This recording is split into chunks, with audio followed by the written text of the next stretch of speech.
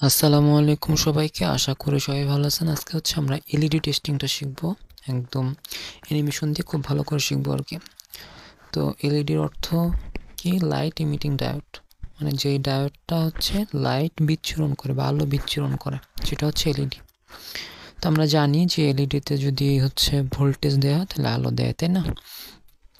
তো টেস্ট কিভাবে করবেন, এখানে আমরা টেস্টিং শিখবো এবং ফল্টটা কি হয় কিভাবে বের করতে হয় বা ফল্ট কিভাবে বুঝবেন সেটা বুঝবো, প্লাস হচ্ছে ভোল্টেজ রিডিংটাও দেখতে পারবো।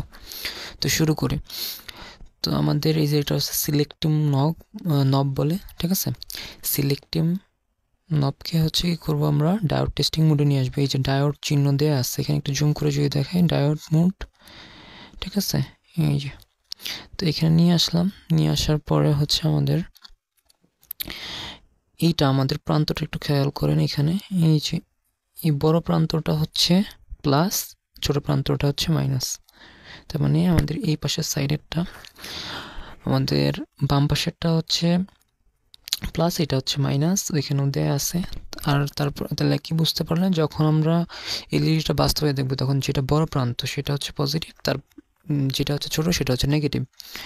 তো এই যে সিম্বলটা দেয়া আছে এখানে, হ্যাঁ, এই সিম্বল দেয়া আছে। তো আমরা যদি পজিটিভে পজিটিভ দিই এবং নেগেটিভে নেগেটিভ দিই তাহলে হচ্ছে কি হবে, আউটপুটটা আমরা পাবো। আর যদি পজিটিভে নেগেটিভ যায় এবং নেগেটিভে পজিটিভ যায় তাহলে আউটপুট পাবো না। তাহলে আমরা জিনিসটা দেখি।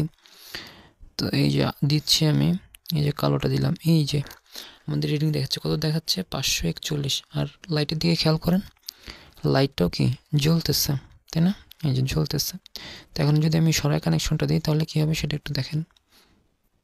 এই যে কোনো আউটপুট আছে? দেখেন তো, আছে নাই।